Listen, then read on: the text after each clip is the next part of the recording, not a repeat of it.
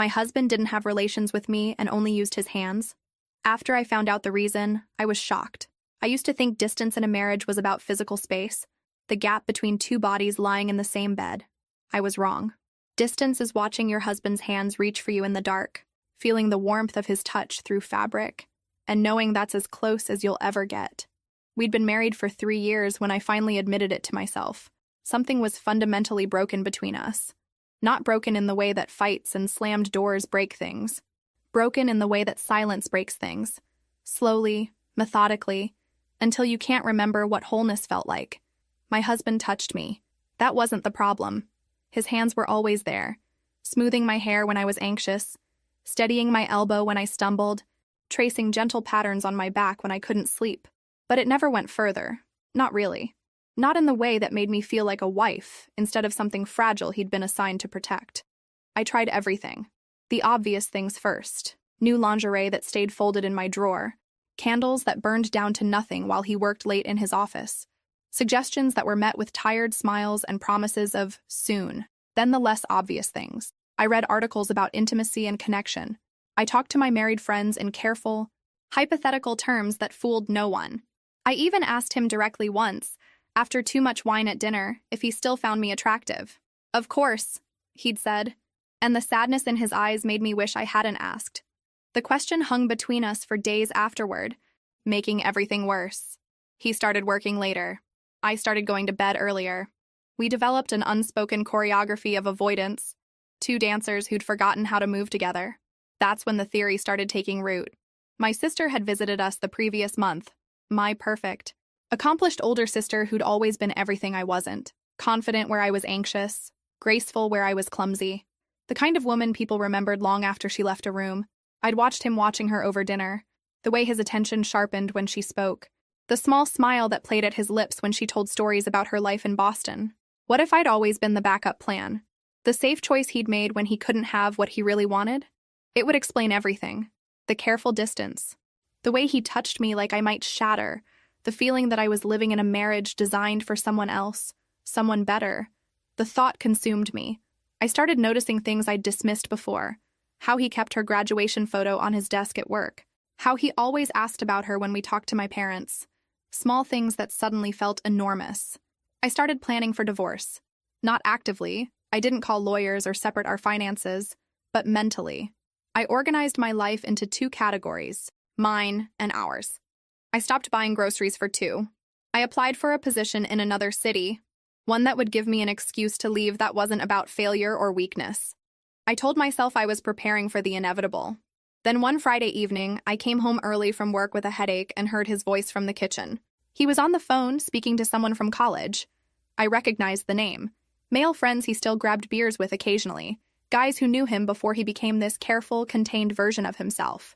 You ever worry you'll hurt someone just by wanting them? His voice was rough, unguarded in a way I never heard it.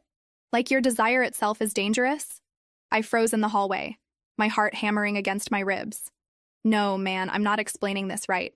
He laughed, but it sounded broken. She's my wife. I love her. That's exactly why I can't. I just keep thinking about all the ways I could mess this up. You know?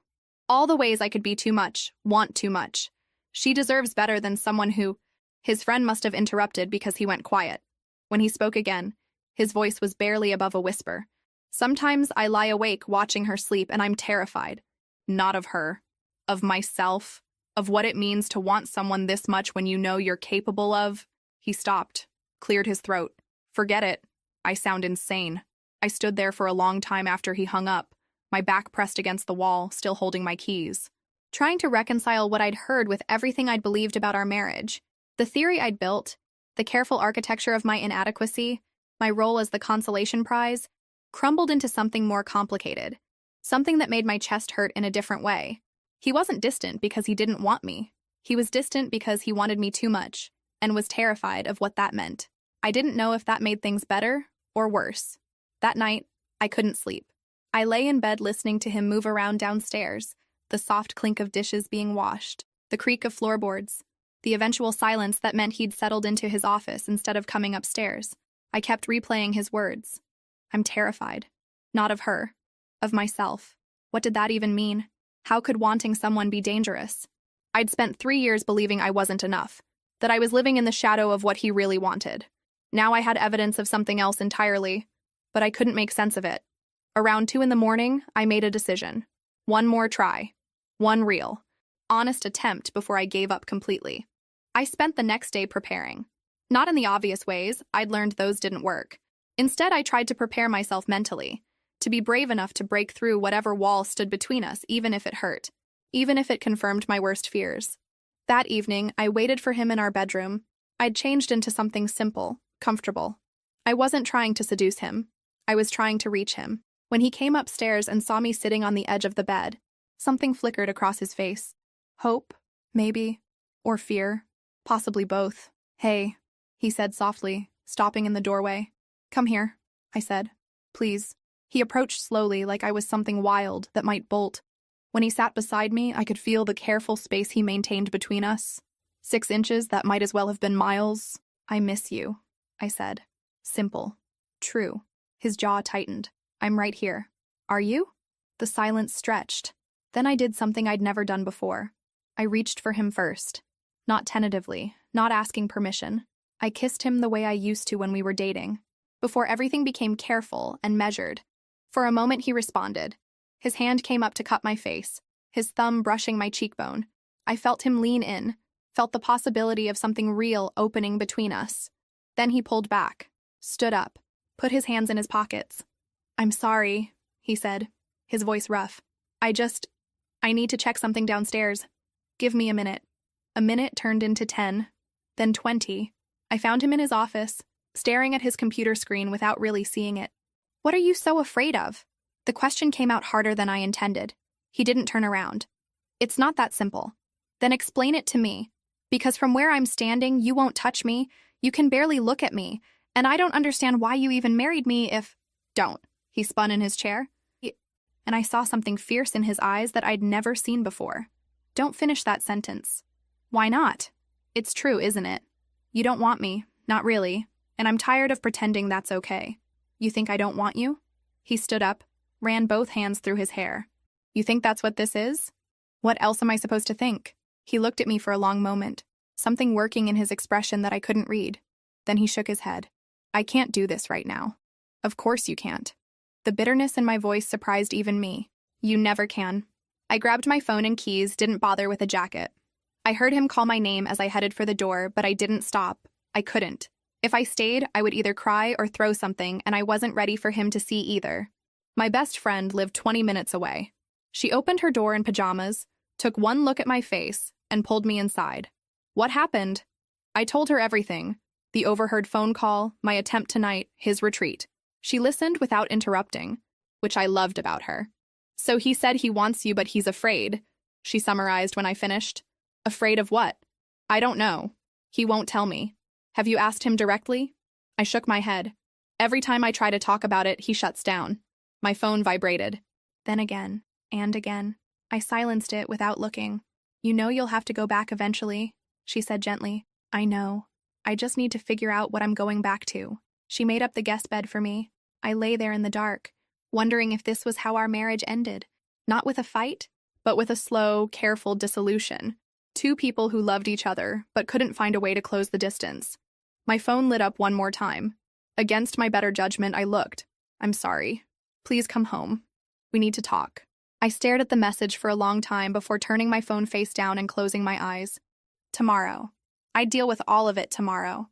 I stayed at my friend's apartment for 3 days.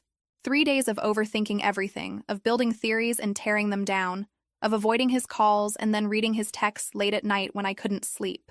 I don't know what to say except I'm sorry. Please tell me you're okay. I understand if you need space. Take all the time you need. That last one made me angry. I didn't want space. I wanted answers. I wanted him to fight for us instead of giving me permission to leave.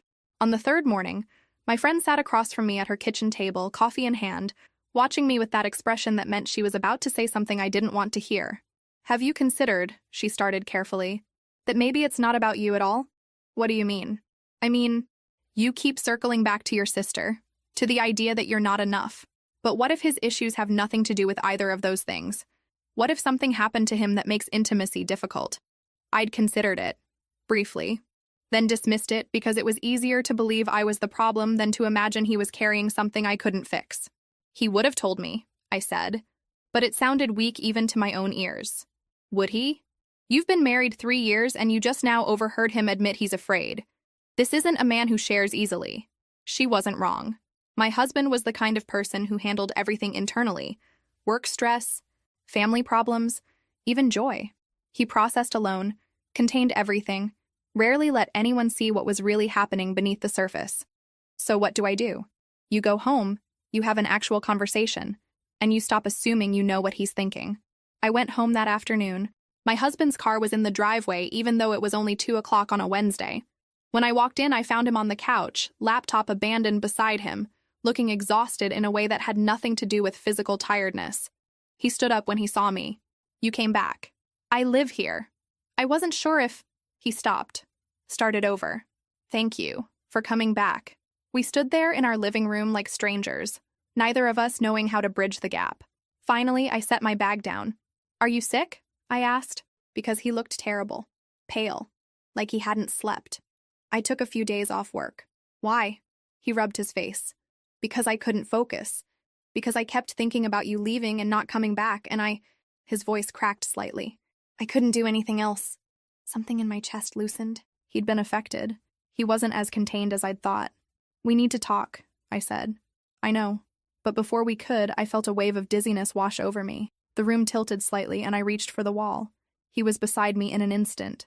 When's the last time you ate? I tried to remember. My friend had made dinner last night, but I'd barely touched it. I'm fine. You're not fine. He guided me to the couch, his hand careful on my elbow. Stay here. He disappeared into the kitchen. I heard the sound of cabinets opening, water running. When he came back, he had toast and tea, the kind I liked with honey. Eat, he said gently. I did, mostly because I didn't have the energy to argue. He sat beside me, not close, but closer than usual, and waited. That's when I noticed my forehead felt hot. I touched it. I think I might have a fever. His expression shifted to concern. He reached out, hesitated, then pressed the back of his hand to my forehead. You're burning up. Have you been feeling sick? Just tired. Stressed. I'm calling the doctor. It's just a fever. I'll be fine. But I wasn't fine. By evening, my temperature had climbed to 102. My husband transformed into someone I barely recognized. Efficient, focused, gentle. He brought me water and medicine. He changed the sheets when I sweated through them. He stayed up all night checking on me, and every time I opened my eyes, he was there. Around 3 a.m, through the haze of fever, I felt him place a cool cloth on my forehead. Why won't you touch me? I asked, the words coming out before I could stop them. Fever made me honest. His hand stilled. I am touching you. You know what I mean. In the darkness, I heard him exhale slowly. I want to. More than you know. Then why? Because I'm afraid I'll hurt you. His voice was barely a whisper. Because I don't trust myself to stop at just touching. I tried to process this through the fog in my head.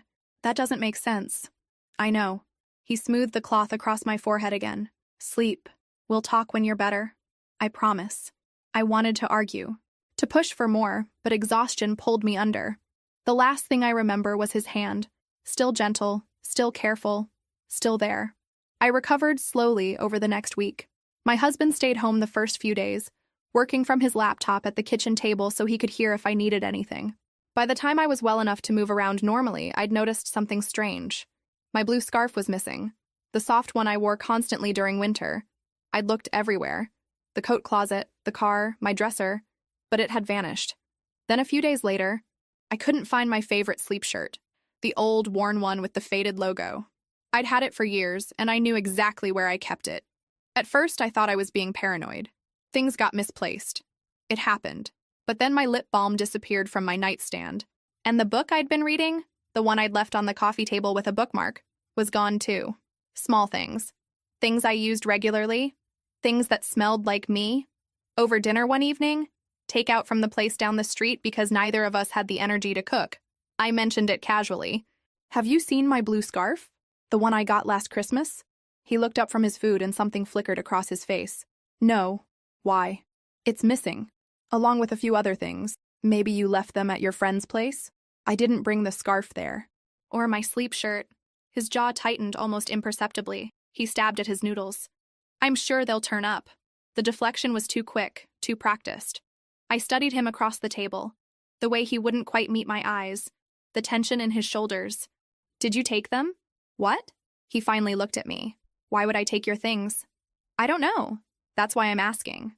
I didn't take anything. But his voice was tight, defensive in a way that made the lie obvious. I should have let it go. But something about the whole situation, the missing items, his weird behavior, the secrets he kept, made me push. You're lying. He set down his fork. Can we not do this right now? When are we going to actually talk about anything real? I said I would explain when you were better. I am better. I've been better for days. And you're still avoiding me, still keeping secrets. And now my things are disappearing and you're lying about it. He stood up abruptly, his chair scraping against the floor. I need some air. He left, just walked out the front door and didn't come back for 2 hours. The next morning, I called my friend. He's taking your stuff? She repeated, sounding as confused as I felt. I know it sounds crazy. No, it sounds like you need to figure out what's going on. Want me to come over? We could set up my old phone as a camera. See if you can catch him. I hesitated. It felt like a violation, spying on my own husband in our own home. But I was tired of not knowing. Tired of all the secrets. Okay. Yeah, let's do it. She came over that afternoon while my husband was at work. We positioned her old phone on top of the bookshelf in our bedroom, angled toward my dresser and nightstand, hidden behind a decorative box. She showed me how to access the live feed from my phone. This feels wrong, I said as she tested the angle. You know what else feels wrong? Your husband stealing your stuff and lying about it. She squeezed my shoulder. You deserve to know what's happening in your own marriage. That night, I lay in bed pretending to sleep, my phone hidden under my pillow. My husband came upstairs around midnight. I heard him getting ready for bed in the bathroom, then felt the mattress shift as he lay down beside me, careful not to touch even accidentally. I waited. An hour passed. 2. I was starting to think maybe I'd been wrong, that he wasn't going to do anything, when I heard him get up. I kept my breathing steady, slow. Through barely open eyes, I watched him move around the room. He went to my dresser, opened the top drawer quietly, and pulled out my gray cardigan, the one that still smelled like my perfume because I'd worn it yesterday. He held it for a moment, just standing there in the darkness of our bedroom. Then he lifted it to his face. My heart stopped. He stood like that for what felt like forever but was probably only 30 seconds. Then he carefully folded the cardigan and tucked it under his arm. He glanced back at the bed, at me, and for a terrifying moment I thought he knew I was awake. But then he left the room, closing the door softly behind him. I grabbed my phone, hands shaking, and pulled up the camera feed. I watched him walk into his office downstairs and close the door. I didn't sleep the rest of the night. I lay there trying to make sense of what I'd seen, building and discarding theories until my head hurt. None of it made sense. Why would he take my things? Why would he hold them like that, like they were precious? In the morning, I found him asleep at his desk, my cardigan folded neatly beside his keyboard. I stood in the doorway of his office, watching him sleep with his head on his arms, my cardigan beside him like a talisman. The morning light made him look younger, more vulnerable, less like the careful stranger I'd been living with and more like the man I'd married. I walked in and touched his shoulder. He jerked awake, disoriented, and when he saw me, his eyes went immediately to the cardigan. Guilt flooded his face. I can explain, he said, his voice rough with sleep. Please do. He ran his hands through his hair, making it stand up at odd angles. For a long moment, he just stared at the cardigan like it held answers. Then he spoke. I take them because it's the only way I can be close to you. That doesn't make sense. I'm right here. I'm your wife. I know. His voice cracked. But I don't trust myself to be close to you the way you want, the way you deserve. So I take things that smell like you, that feel like you, because it's safe. Because I can't hurt you if all I'm holding is a piece of fabric. I pulled over the other chair and sat down. Where are my other things? He hesitated, then opened the bottom drawer of his desk. Inside was a small collection of my belongings, neatly arranged. My scarf folded carefully, my sleep shirt, the book with the bookmark still in place, a hair tie, the lip balm. I was going to put them back, he said quietly. I always do. I just need them for a little while. Something in my chest tightened. Show me your phone. He looked confused but handed it over. I opened his photos, scrolling back, and there they were. Dozens of pictures of me. Candid shots, most of them. Me reading on the couch, making coffee in the morning, walking ahead of him on a hiking trail, laughing at something my friend said at dinner. How long have you been taking these? Years, before we got married. I started when we first met. I kept scrolling, going further back. The photos got older, the quality slightly worse. There I was at a coffee shop, unaware of the camera, at a bookstore, on a park bench, all taken from a distance, like he'd been afraid to get too close even then. You were watching me? Not watching. Not like that. He leaned forward, desperate for me to understand. I couldn't stop looking at you. You were so comfortable in your own skin in a way I'd never been. I wanted to remember those moments when you were just you. I found a photo dated 6 years ago, before we'd even officially met. I was at what looked like a mutual friend's party, laughing at something off camera. We didn't start dating until 5 years ago. I know. I saw you that night and He stopped, swallowed hard. I fell in love with you before I even knew your name. I spent a month trying to work up the courage to talk to you. When I finally did, I was so terrified I'd say the wrong thing and you'd disappear. I sat back trying to process this. The entire foundation of my understanding of our relationship was wrong. It wasn't my sister. It had never been my sister. It had always been me, even before I knew he existed. Why didn't you tell me any of this? Because I didn't want to scare you. Because loving someone this much, needing them this much, it's terrifying. And I knew if I let myself get too close, if I let myself want all of you the way I do, I wouldn't be able to control it. And I need to control it. Why? Why do you need to control it? He looked away, jaw tight. Because I don't trust myself. Because wanting something too much makes you dangerous. That's not an answer. It's the only answer I can give you right now. I stood up, the chair scraping against the floor. Then we need help. Professional help. Because I can't keep living like this. And neither can you. He looked up at me, something like hope flickering in his eyes. You're not leaving? I don't know what I'm doing, but I know we can't fix this alone. I picked up my cardigan from his desk. I'm going to call someone today. A therapist. Someone who specializes in couples therapy. And you're going to come with me. Okay, he said softly. Okay. I started to leave, then stopped. All those photos, all those years of watching me, wanting me, did it ever occur to you that maybe I wanted you too? That maybe I married you because I loved you, not because you were convenient or safe? His eyes shone with something that might have been tears. I hoped. God, I hoped. Then maybe it's time we both stopped being afraid. I left him there with the drawer full of my things.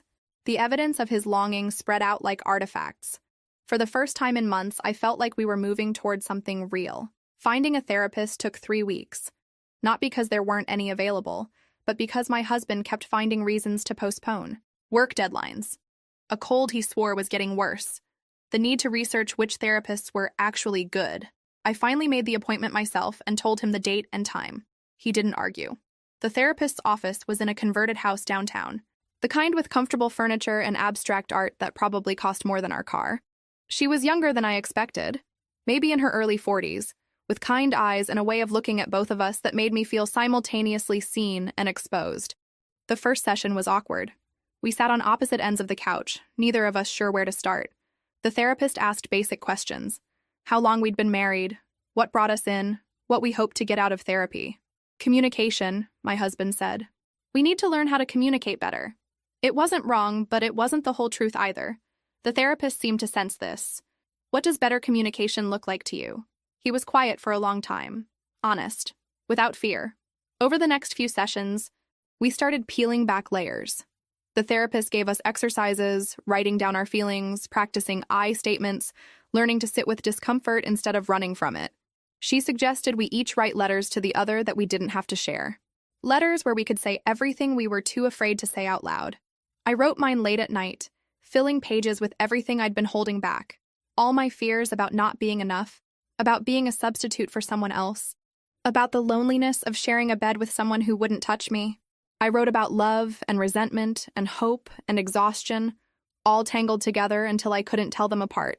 I never showed him the letter, but something about writing it shifted something in me. Then, a month into therapy, I got a call from my old colleague. The position I'd applied for, the one in another city, was mine if I wanted it. Better salary, more responsibility, a fresh start. I stared at the email for an hour before telling my husband that evening. We were making dinner together. something the therapist had suggested as a low-pressure way to spend time together. "That's great," he said, chopping vegetables with careful precision. "It's what you wanted. I applied months ago, before we started therapy." He set down the knife. "And now? Now I don't know. It's a good opportunity, but it would mean leaving. Moving. Starting over. Without me," he said quietly. "I haven't decided anything." He picked up the knife again, resumed chopping. "If you want to go, I won't stop you. I don't want you to feel trapped." That night, I lay awake thinking about it. About leaving, about staying, about what either choice would mean. My husband was beside me in the dark, awake too. I could tell by his breathing. "Are you scared I'll leave?" I asked. "Terrified," he admitted, "but more scared that you'll stay and resent me for it. I don't want to leave, but I don't want to stay like this either." "I know. I'm trying. I swear I'm trying." "I know you are." The therapist suggested we start taking walks together. Something about side-by-side movement, she said, made difficult conversations easier. So we started walking in the evenings, through our neighborhood and into the park beyond it. It was easier to talk when we weren't looking at each other. Easier to admit things when we were moving forward together, literally and figuratively. He told me about his childhood, pieces of it. Anyway, about a father who was always angry, a mother who was always scared, about learning early that wanting things, needing things, was dangerous. "I taught myself not to need," he said one evening as we walked past the pond. "And then I met you, and suddenly I needed everything. That's not a bad thing. It feels like one. It feels like this huge, terrifying thing that could swallow me whole if I let it." I reached for his hand.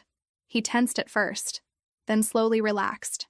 We walked like that, hands linked, saying nothing, until the sun set and the streetlights flickered on. Then my sister called. She was coming back from Boston for a visit, wanted to have dinner with us. My husband went quiet when I told him. "It's fine if you don't want to come," I said. "No, I'll come. It's important to you." But I saw the way his shoulders tightened, the way he retreated slightly into himself, and I realized with a jolt that maybe my theory hadn't been completely wrong. Not in the way I'd thought, but maybe he had idealized her once. Before me. Before he knew me. The dinner was scheduled for the following Saturday. All week I felt the tension building between us again, that careful distance creeping back in. The progress we'd made felt suddenly fragile, like something that could shatter with one wrong move. The night before the dinner, I found my husband in his office again, staring at his computer screen.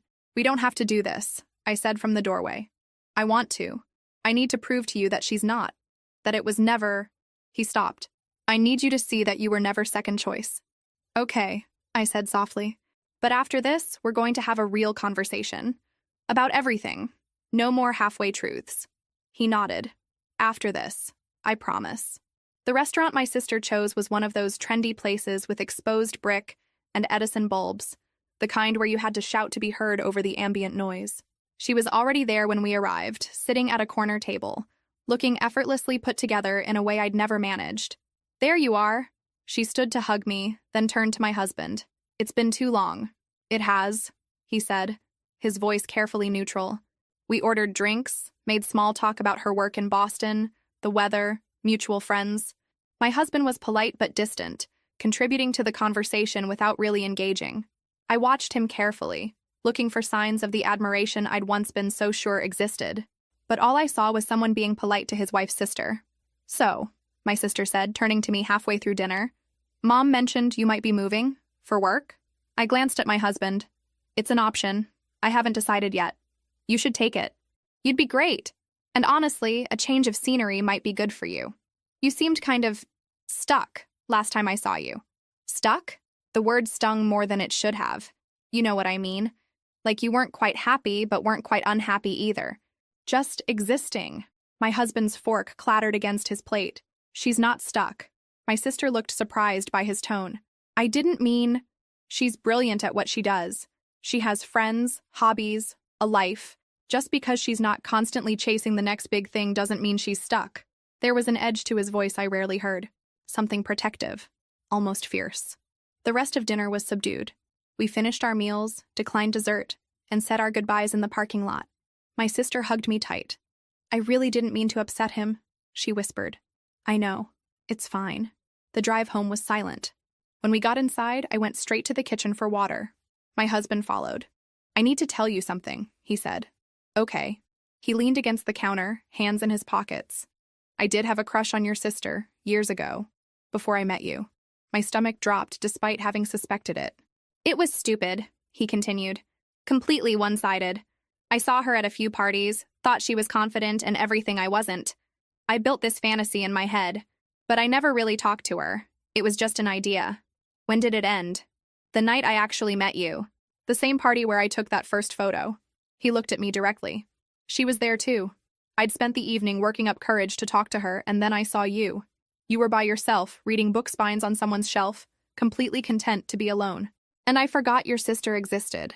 Just like that? Just like that. Because she was a fantasy. But you were real.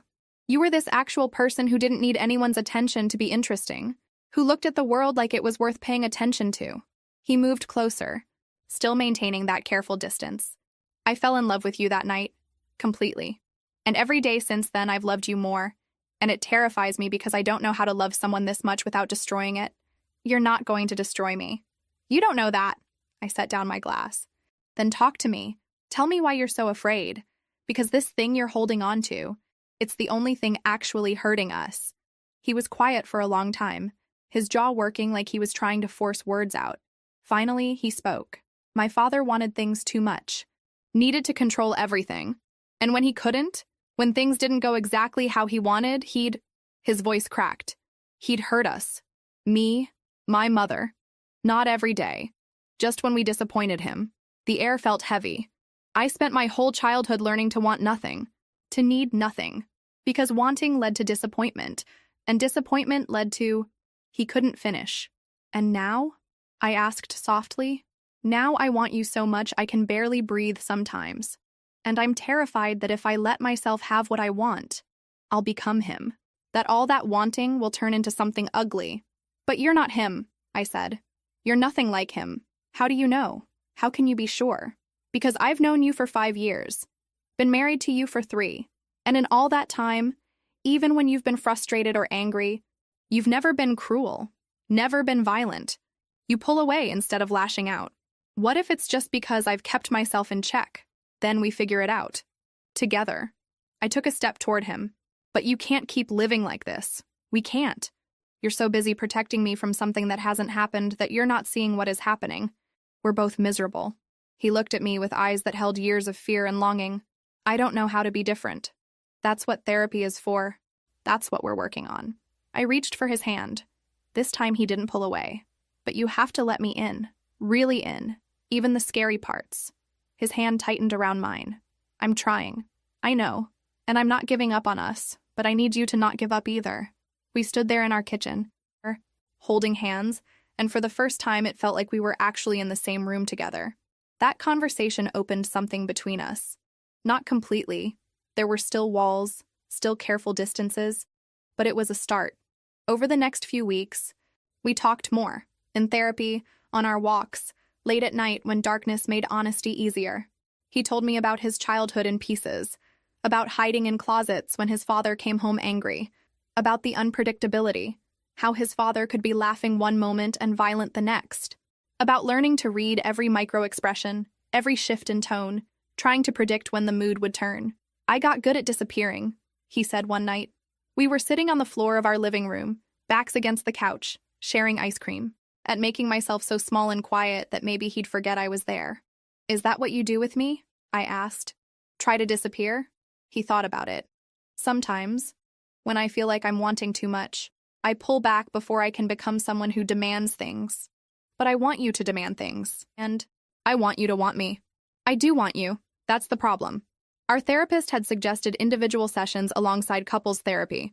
My husband started seeing someone who specialized in trauma. He didn't tell me much about those sessions, just that they were hard. Some weeks he'd come home exhausted, wrung out.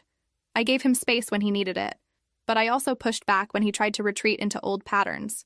When he'd apologize for wanting to hold my hand, I'd squeeze tighter. When he'd start to pull away during conversations, I'd gently call him back. It was slow. 2 steps forward, 1 step back. One evening, about 2 months after dinner with my sister, we were cooking together. He was dicing onions while I prepared chicken. His hand slipped, and the knife nicked his finger. Not badly, just enough to draw blood. Damn, he muttered, heading to the sink. I grabbed a towel and bandages. Let me see. He held out his hand reluctantly. The cut was small, but I cleaned it carefully anyway. You're good at taking care of people, he said quietly. Someone has to take care of you. You won't do it yourself. I don't deserve... Stop. I looked up at him. Don't finish that sentence. You deserve care. You deserve to be loved. His eyes were bright with something that might have been tears. Why are you still here? Because I love you. Because even when it's hard, even when you're impossible, I still choose you. I don't understand why. You don't have to understand it. You just have to believe it. He pulled me close then. Carefully, like always, but closer than usual. I felt his heartbeat against my cheek, fast and uncertain. I'm trying to believe it, he whispered.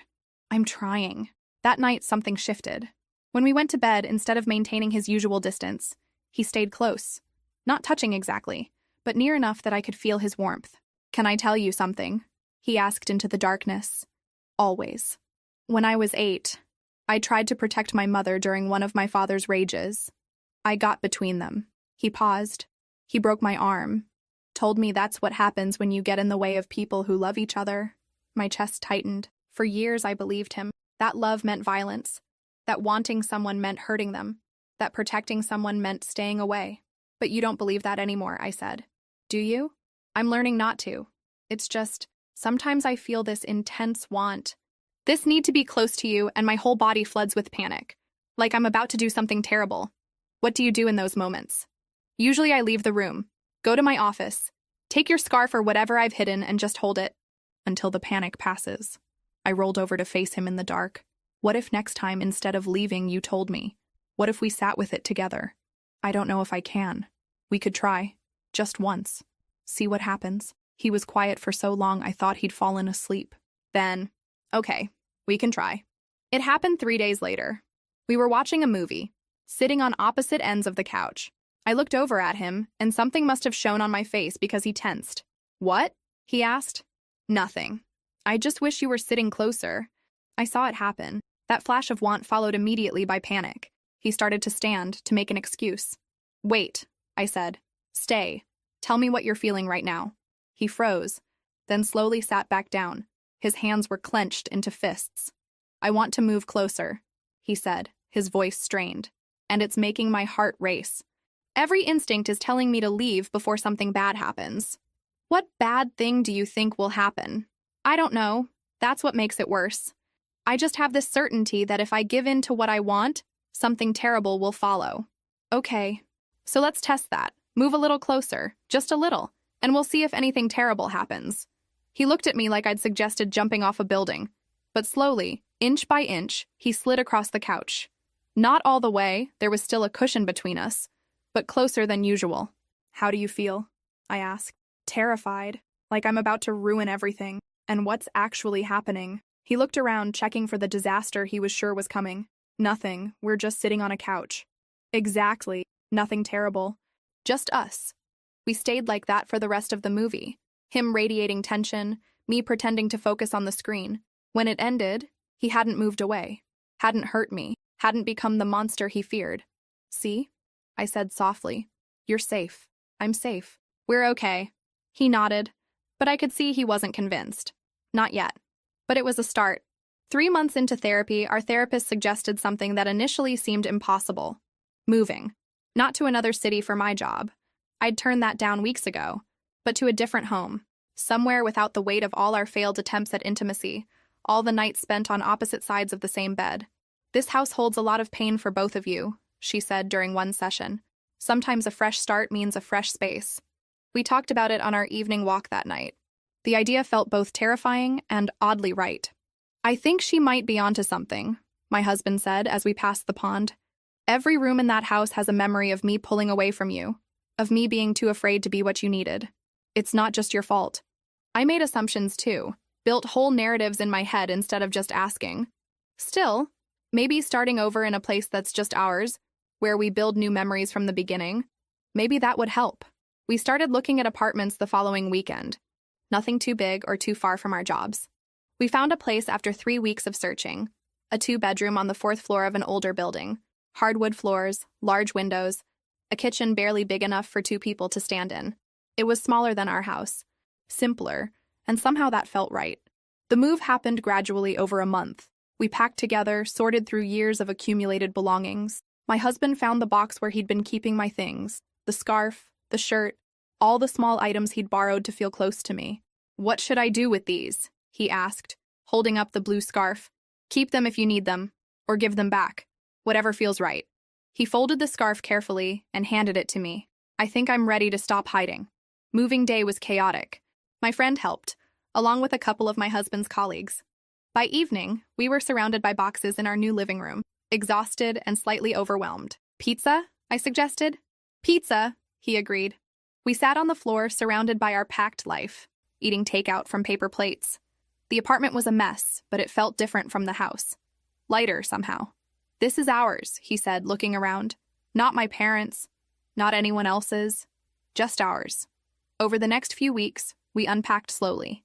We established new routines: coffee together every morning at the small kitchen counter, evening walks through our new neighborhood, weekend trips to the farmer's market a few blocks away. Small acts of care became our language. He'd leave my favorite tea brewing when I got out of the shower. I'd pick up his dry cleaning without being asked.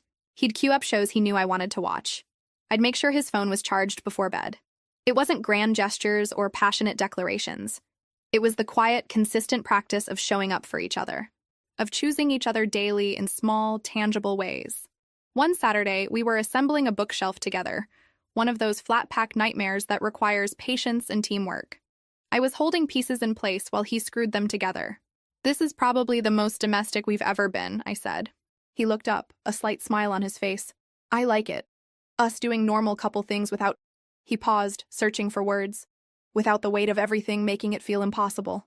Me too. We finished the bookshelf and stood back to admire our work. It was slightly crooked, but it was ours. We'd built it together.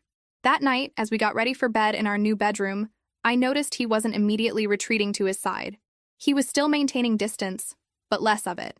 The gap between us had been shrinking by inches, so gradually I almost hadn't noticed.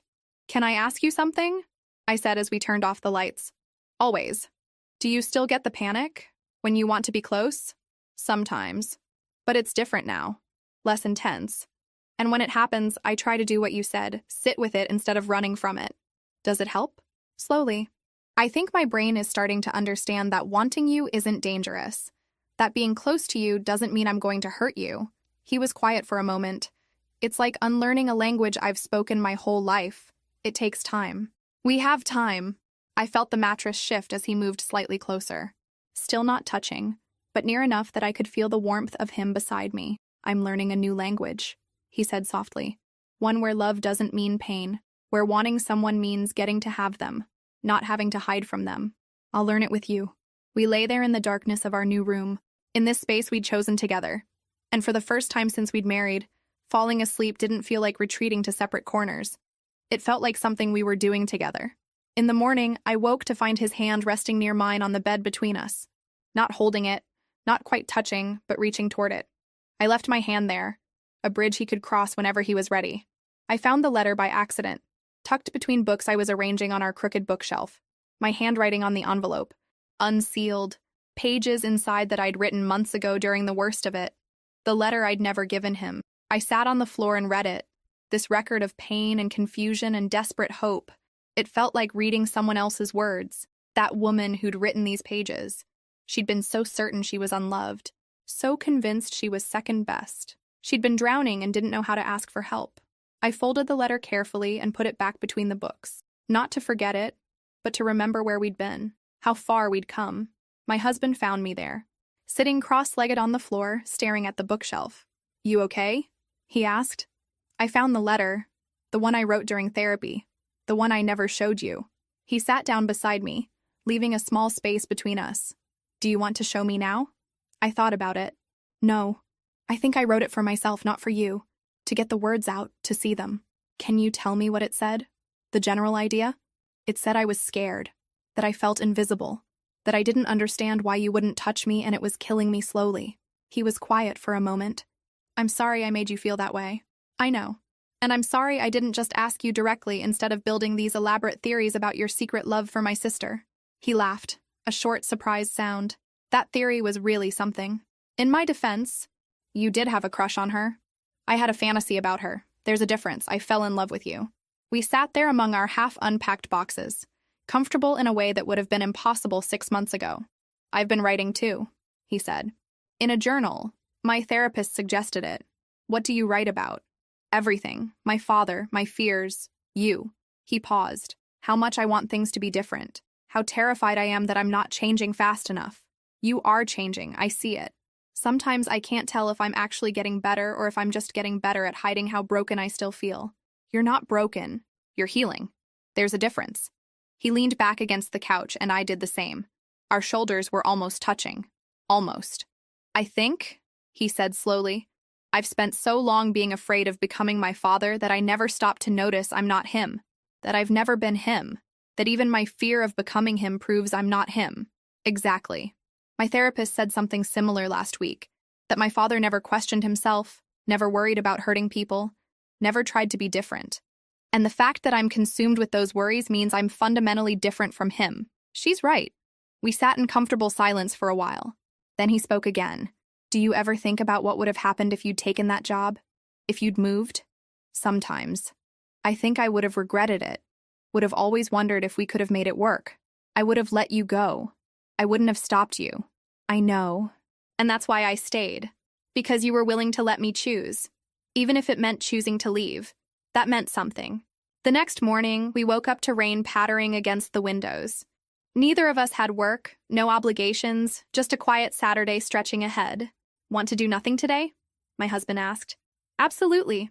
We made coffee and brought it back to bed. We read, him with his tablet, me with a paperback I'd been working through for weeks. The rain continued, steady and soothing. At some point, I set my book down and just watched him read. He felt my gaze and looked up. What? Nothing. I just like being here with you. Something softened in his expression. Me too. He reached over and took my hand. The gesture was casual, easy, so different from the careful way he used to approach any physical contact. His thumb brushed over my knuckles absently as he went back to reading.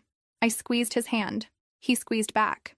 Later, we made breakfast together in our tiny kitchen, moving around each other with a choreography we were still developing. He bumped into me, reaching for the spatula. Instead of immediately pulling away, he steadied himself with a hand on my waist. Sorry, he said, but he didn't move away immediately. Don't be. We ate at the counter, our knees touching on the stools. Small intimacies that were becoming normal. Natural. That evening, as we were cleaning up, I found him standing at the window watching the rain. Penny, for your thoughts? I was thinking about how different this feels from our old place. How much lighter. Because it's smaller? Because we chose it. Together. As a team. He turned to look at me. Because I'm not spending every minute here fighting myself about whether I'm allowed to be happy. And are you? Happy? He considered the question seriously. Getting there. Still working on it. But yeah. I think I am. For the first time in a long time, I think I actually am. I walked over and stood beside him at the window. He put his arm around me, pulling me close. I rested my head on his shoulder. Me too, I said. We stood there watching the rain, comfortable in our closeness, comfortable in our silence, comfortable in this life we were slowly, carefully building together. The changes happened so gradually that sometimes I could barely track them. One evening, I realized we'd been sitting together on the couch, actually together, not on opposite ends, for an entire movie without him tensing up. Another morning, I woke to find his arm draped across my waist, his breathing deep and even against my neck. When he woke up and realized where he was, I felt him start to pull away reflexively. I covered his hand with mine. Stay, I whispered. He did. We'd been in therapy for 7 months. The sessions were different now. Less about crisis management and more about maintenance. About learning to recognize old patterns before they took hold again. About building new habits to replace the destructive ones. You're both doing remarkable work, our therapist said during one session. The progress you've made is significant. It doesn't always feel significant, my husband said. Sometimes it feels like we're moving at a glacial pace. Sustainable change usually does. You're not putting a Band-Aid on something. You're rewiring decades of neural pathways. That takes time. She was right, of course, but it was hard to see progress when you were living in it every day. Then one Saturday, my friend came over for lunch. She'd been a constant presence throughout everything. The confidant I'd run to, the one who'd helped me set up that camera, the one who'd listened to me cry and rage and hope. You two seem different, she observed after my husband excused himself to take a work call. Lighter. We are different. We're actually talking now. Actually seeing each other. And the intimacy stuff? I felt my face warm. Better. Still working on it, but better. He's learning to be close without panicking. I'm learning to be patient. I'm proud of you. Both of you. It would have been easier to just walk away. Easier isn't always better. When my husband came back, he sat closer to me than he would have months ago. His hand found mine naturally, without the hesitation that used to precede every touch. My friend noticed. She didn't say anything, but I saw the small smile on her face. Later that week, we went out to dinner. Not for any special occasion, just because we wanted to. At the restaurant, sitting across from each other with candlelight flickering between us, I had a sudden flash of memory. Our early dates, before marriage, before fear built walls between us. What are you thinking? He asked. I was remembering when we first started dating, how easy everything felt. It was easy then. I hadn't figured out yet how much I had to lose. Do you wish you could go back? To before everything got complicated? He considered this seriously. No, because back then I was just running on borrowed time before the fear caught up with me. Now we're actually dealing with it, actually fighting through it together. So you're saying our crisis made us stronger? I teased. I'm saying almost losing you made me realize I needed to actually try, to stop hiding behind my fear and start facing it. After dinner, we walked through the park near our apartment. It was one of those perfect autumn evenings, cool but not cold, leaves crunching underfoot.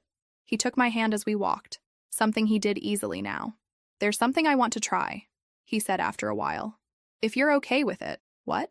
Can we just... He stopped walking and turned to face me. Can I just hold you? Here, in the park. No pressure, no expectations. Just hold you because I want to. My throat tightened. Yes. He pulled me close and I wrapped my arms around him. We stood there in the middle of the path, holding each other as people walked around us. As the sun set and the streetlights flickered on, his heart was beating fast against my cheek, but he didn't pull away. Is this okay? He asked quietly. This is perfect. When we finally pulled apart, there were tears on his face. Happy tears, I thought. Or maybe relieved tears. Tears that came from finally being able to want something and not be destroyed by the wanting. At home that night, we got ready for bed with our new routine, brushing teeth side by side, him stealing my face moisturizer because he always forgot to buy his own, me stealing his hoodie because mine was in the laundry. In bed, he pulled me close. Not perfectly, not without some remaining hesitation, but close. His arms around me felt like safety, like home, like promise. I love you, he said into the darkness. I don't say it enough. I don't show it enough. But I do. I love you more than I know how to express. I love you too, even when it's hard, even when you're impossible, even when we're figuring it all out as we go. Especially then? Especially then. His breath was warm against my hair. His hold on me tightened slightly. And for once, there was no panic in it. Just love, just presence, just us, learning slowly how to be together without fear standing between us. We fell asleep like that, tangled together in our new bed in our new home, building something that was finally, truly ours. 9 months after we moved into the apartment, I woke up to sunlight streaming through our bedroom window and the smell of coffee drifting in from the kitchen. My husband's side of the bed was empty but still warm. I could hear him moving around, the soft clink of mugs, the quiet hum of him doing something he did now, existing in our space without apology. I got up and found him at the counter, 2 cups of coffee already poured, scrolling through his phone. When he saw me, he smiled. Not the careful, measured smile of before, but something open and easy. Morning, he said, sliding my cup across the counter. Morning. We stood there in our tiny kitchen, drinking coffee in comfortable silence. His foot was hooked around my ankle under the counter, a casual touch that would have been impossible a year ago. What do you want to do today? He asked. Nothing. Everything. Something in between. He laughed. Perfect. Let's do that. We spent the morning organizing books we'd been meaning to shelve for weeks. He'd pull one out, read the back, make a comment. I'd argue about categorization, alphabetical versus by color versus by how much we actually liked them. This is ridiculous, he said at one point, holding up a book neither of us remembered buying. Who organizes books by color? People with aesthetics, unlike some people who just throw them wherever. I have a system. Chaos isn't a system. He pulled me close, kissed the top of my head. "You love my chaos?" And the thing was, I did. I loved the way he left books face down on the coffee table. I loved how he forgot to put away his coffee cups. I loved the small evidences of him actually living in our space instead of just existing in it carefully. Around midday, we walked to the market like we did most weekends. He held my hand the entire way, swinging our arms slightly, pointing out things, a dog wearing a sweater, someone's overgrown garden, the cafe we'd been meaning to try. At the market, we wandered through stalls selling vegetables and bread and flowers. He bought me sunflowers without me asking, because he'd learned I loved them. I bought the fancy cheese he pretended not to love, but definitely did. "We're becoming one of those couples," I said as we walked home, bags in hand. "What couples?"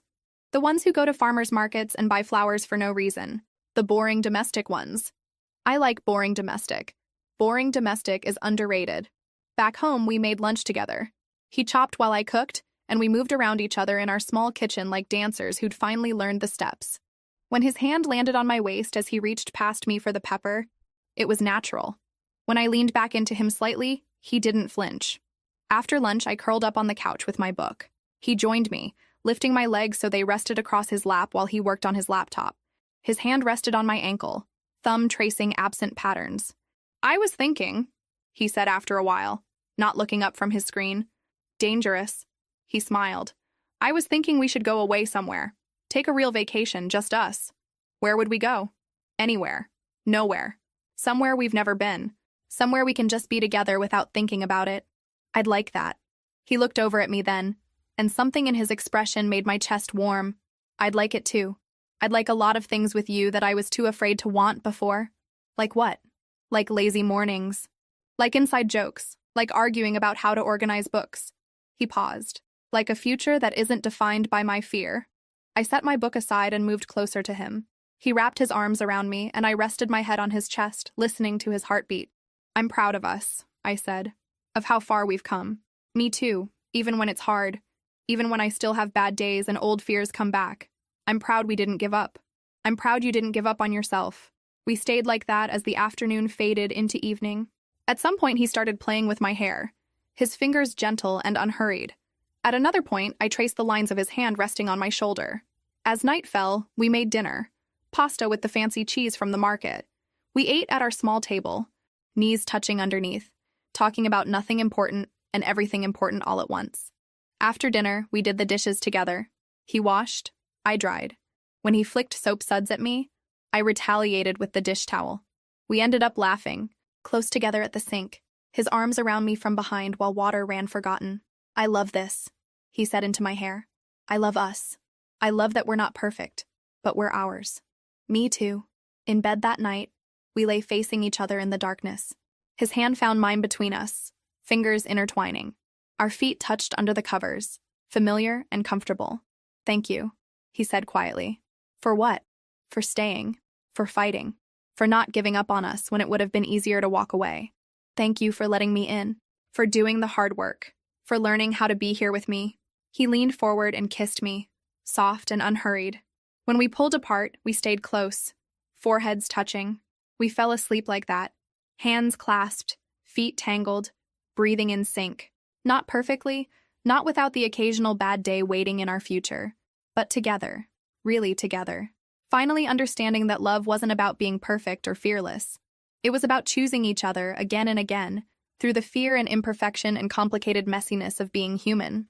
We'd learned to speak a new language, one where love meant safety, where wanting meant being wanted back, where closeness wasn't dangerous but essential. And every day we practiced that language together, building a home not just in our small apartment, but in each other,